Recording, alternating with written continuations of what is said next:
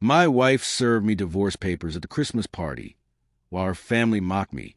Now they beg for forgiveness. Brian, sweetheart, we keep telling Welena, a man who drives trucks for a living should not be signing his name to property in our neighborhood. It's sweet that you try. She said it loud enough for the room to hear, not screaming, not even unkind in tone, which somehow made it worse. Darlene Aldrich had this particular skill, rapping a blade in the voice of someone doing you a favor.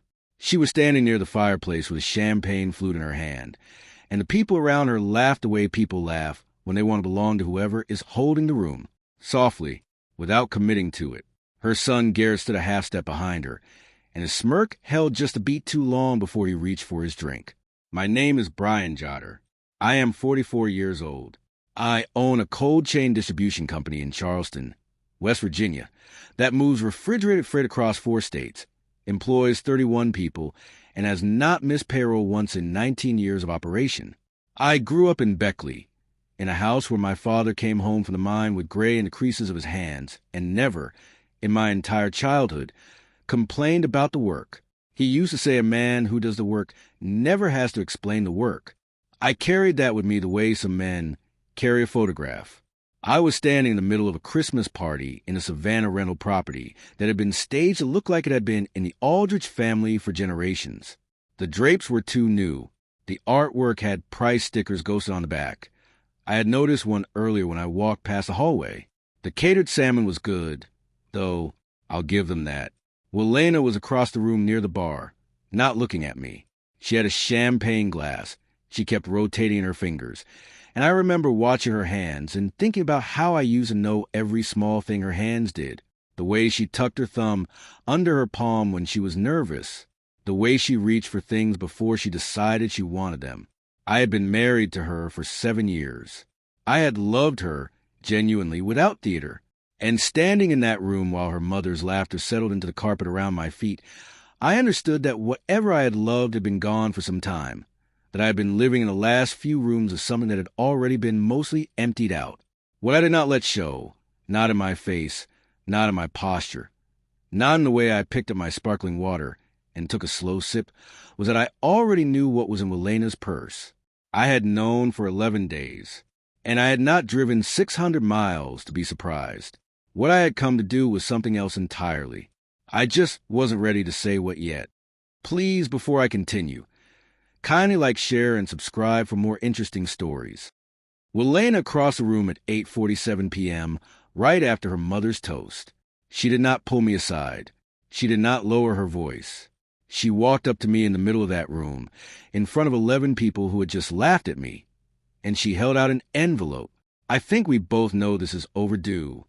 The papers were already signed. A Savannah attorney named Gerald Foss had drafted them. There was a rider attached claiming my company had been partially funded by Welena's premarital assets. That line was the whole game. I understood it immediately. I put the envelope in my jacket pocket. I picked up my sparkling water. I said, "Okay." Garrett leaned toward the man beside him and said, just loud enough, "It's like watching someone not know they've already lost." I heard it, filed it, did not react. What Garrett did not know was that I recognized Gerald Foss's name on those documents. I had seen it before in a different context, 3 months earlier, when I was sitting in a diner booth in Pittsburgh across from the only man I trusted completely with what was about to happen next. 14 months before that Christmas party, on a Tuesday evening in October. I came home to find Welena on the phone in the kitchen. She ended the call the moment she heard my footstep on the hardwood, not a guilty flinch. Just a half-second pause before she turned and smiled. Normal people would not have noticed it. I noticed everything. 20 years in logistics teaches you that a half-second delay in a temperature reading can mean an entire cargo load is already lost.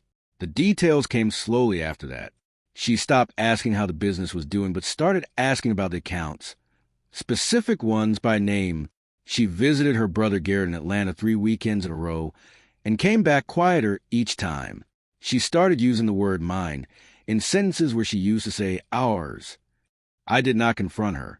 My father never confronted a collapsing wall directly. He walked it, section by section, until he understood what was actually holding and what was only holding by habit. On a Wednesday in November, I sat in a Home Depot parking lot and called Stuart Novak, not because I was certain, because I knew enough to find out what I didn't know yet. Stuart Novak was 51 years old, Pittsburgh-born, Fayette County raised, and the only attorney I had ever met who made me feel like the smartest version of myself just by asking me questions. We had gone to night school together 22 years ago, two Appalachian men in cheap dress shirts who both understood that paperwork was just another form of labor. I drove 6 hours to meet him because I did not want this conversation in writing, in text, or within 50 miles of anyone named Aldrich. He ordered black coffee and rye toast and did not touch either for 45 minutes. He read everything I brought. 3 months of quietly assembled financial records with a yellow legal pad and a mechanical pencil. He asked 11 questions. 11. Each one landed exactly where it needed to. He had spent 12 years in labor arbitration before family law. He knew precisely how people hid assets inside corporate structures because he had watched companies do it to workers his entire career. When he finally closed the legal pad, he said, "The writer about her premarital contribution. Whoever told her that line would hold has never met a forensic accountant who does the actual work." He took a sip of cold coffee. "Give me 60 days. Then he mentioned, almost offhand, that Garrett Aldrich's name appeared in one of the documents I brought. I nodded like I already knew. 6 weeks before the party, Garrett Aldrich was at a steak dinner in Atlanta with 2 men I had never met, but whose names were on a proposal that had crossed my desk through a vendor rep who thought he was forwarding a counteroffer. He was not. Garrett was quietly trying to acquire one of my primary distribution routes, while the divorce destabilized my position. He had told these 2 men that by February, the routes would be under different management. He used the word transition for times. He invoked Welena's name like it was a credential. He believed I was distracted, financially saw from a slow quarter, and isolated from anyone who might warn me. All 3 assumptions were wrong. Connie Barfield, my operations manager, knew one of the men at that table. He called her the morning after, uncomfortable. She called me that afternoon. I listened to the whole account without interrupting, and what I felt was not what most people would expect. Not rage, not grief, something closer to relief. It is easier when you can finally see the whole shape of a thing. Garrett had also quoted my company's value at the dinner. He was wrong by $2.3 million. He was guessing, and he had no idea. 3 days before the party, I was at the distribution center at 5:45 a.m. This was not unusual. I had done this every Wednesday morning since the company had 1 truck, and I was driving it myself. I walked the refrigerated bays with a clipboard and gas station coffee, listening to the hydraulic doors, the hum of the compressor units, the specific code that warehouse air carries when everything is running right.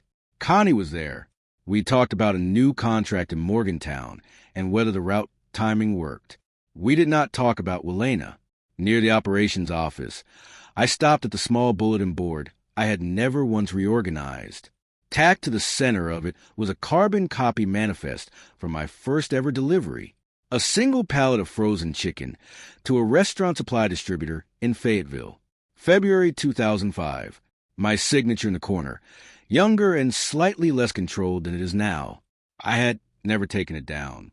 That same evening, Garrett told Welena the party was the right moment, that Brian would not make a scene, that men like Brian never did. Darlene raised her glass. None of them knew what was already in Stuart Novak's briefcase. The party opened 90 minutes before Welena handed me the envelope. I was inside the narration of the room the moment I walked in, clocking Gerald Foss near the back hallway within 4 minutes of arriving.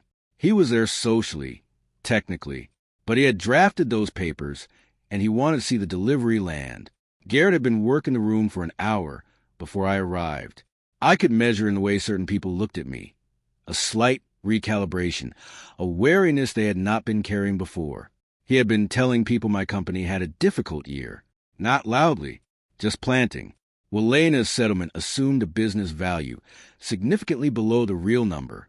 The rider was the load-bearing wall of their entire financial argument. Without it, the rest was just paperwork. At 8:31 p.m., I checked my phone. Stuart had texted, Judge Wofford confirmed. Wednesday, 16 days. I put the phone away. Across the room, Darlene said something to Garrett that made him laugh.